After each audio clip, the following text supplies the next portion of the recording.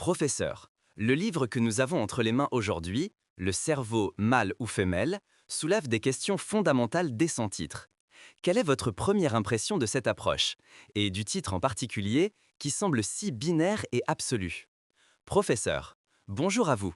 C'est précisément cette question posée par l'introduction sur laquelle il nous faut nous attarder longuement. Le titre seul, Le cerveau mâle ou femelle, nous enferme d'emblée dans un moule rigide, binaire, comme si le cerveau ne pouvait être qu'une des deux options contradictoires, mâle ou femelle, ne laissant aucune place à la complexité biologique, psychologique ou même interactive. Cette simplification excessive est le premier indicateur que la méthodologie pourrait pencher vers une affirmation inéluctable des différences, sans explorer les spectres de diversité et de variation au sein de chaque sexe, ni le chevauchement des caractéristiques entre eux. C'est un dualisme ancien, traditionnel, remis au goût du jour sous un apparat scientifique. Cela nous amène directement au point préoccupant de la préface du docteur. Cette phrase en particulier semble déconcertante et alarmante. Comment l'interprétez-vous, professeur? Cette phrase se situe au cœur même de la faiblesse méthodologique et du biais intellectuel d'où découle ce texte. Le docteur? En effet, et il semble que cette propension au déterminisme biologique apparaisse également dans l'indication des auteurs, selon laquelle l'intérêt des scientifiques se serait déplacé des facteurs éducatifs vers les différences chimiques et hormonales, comme si celles-ci constitueraient la vérité complète à adopter.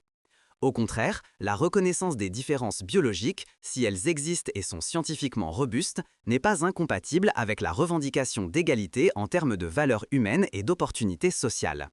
Lorsqu'il affirme que l'égalité n'est pas en leur faveur, parce que les deux cerveaux ne peuvent être comparés, il fonde son argument sur une prémisse erronée, selon laquelle l'égalité exigerait une identité absolue, ce qu'aucun mouvement sérieux pour l'égalité ne revendique.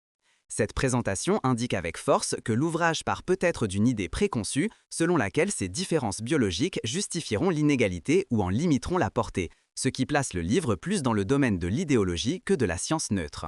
En effet, et il semble que cette propension au déterminisme biologique apparaisse également dans l'indication des auteurs selon laquelle l'intérêt des scientifiques se serait déplacé des facteurs éducatifs vers les différences chimiques et hormonales, comme si celles-ci constituaient la vérité complète à adopter.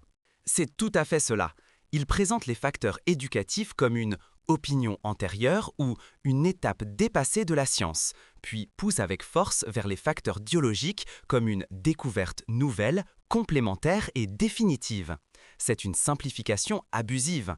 La réalité scientifique contemporaine confirme que l'interaction entre la biologie, l'environnement et la socialisation est complexe et dynamique, dont les composantes ne peuvent être séparées si facilement. Toute tentative d'adopter un déterminisme purement biologique ou un déterminisme purement environnemental est une méconnaissance de la réalité scientifique qui reconnaît l'interdépendance et l'influence mutuelle. Minimiser le rôle de l'éducation et de l'environnement, sinon l'annuler entièrement, est une approche réductionniste qui ne rend pas compte des complexités du comportement humain. Dans l'ouverture du premier chapitre, les auteurs vont encore plus loin, en affirmant « Bien que tous les êtres humains soient pleinement conscients que nous appartenons à deux sexes différents, la plupart des gens agissent comme si cette vérité évidente n'existe pas. » Cette phrase semble puissante et même dangereuse, comme vous l'avez décrit dans vos notes. Pourquoi la trouvez-vous dangereuse? Elle est dangereuse parce qu'elle présente au lecteur un faux dilemme, une erreur logique connue sous le nom de fausse dichotomie. Soit vous croyez ce que le livre va présenter comme des faits évidents, soit vous niez ce que vos yeux voient et perdez confiance en vos sens et votre esprit. C'est une tactique provocatrice qui coupe court à la pensée critique et empêche toute tentative de chercher des explications alternatives au comportement observé. Elle gèle le débat avant même qu'il ne commence et qualifie le lecteur d'ignorant ou d'irrationnel s'il n'accepte pas ces différences comme des faits biologiques inéluctables et indiscutables. La vraie science ne sollicite pas la croyance en menaçant d'une perte de confiance en soi. Elle présente des preuves et ouvre la porte à la discussion. Il semble que le livre aborde des observations et des comportements généraux que n'importe qui dans la société considérerait comme une preuve scientifique, telles que des questions rhétoriques successives sur l'intérêt d'une fille pour les poupées et l'intérêt d'un garçon pour les voitures et les armes. Est-ce véritablement une preuve scientifique ou s'agit-il d'un appui sur des stéréotypes courants comme vous l'avez mentionné? Ce ne sont nullement des preuves scientifiques solides. Elles s'apparentent davantage à des observations anecdotiques qui s'appuient très largement sur les stéréotypes sociétaux dominants.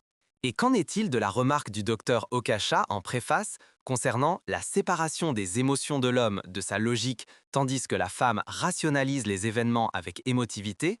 Ce sont également des généralisations très fortes et non étayées. Ce sont des généralisations très fortes et extrêmement dangereuses qui recyclent des stéréotypes très anciens sur l'homme rationnel et la femme émotionnelle en les présentant ici comme des faits scientifiques établis.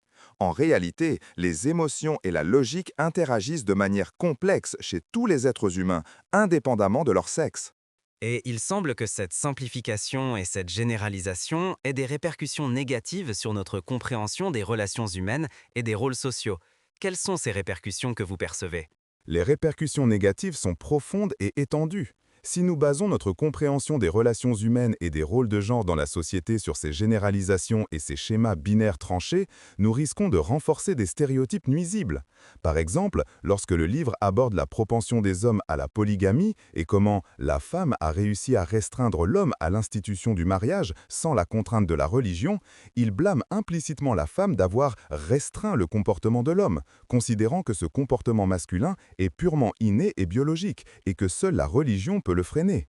Ce n'est pas seulement une simplification excessive des relations humaines complexes, mais cela peut aussi être utilisé pour justifier certains comportements ou pour limiter nos attentes envers les hommes ou les femmes.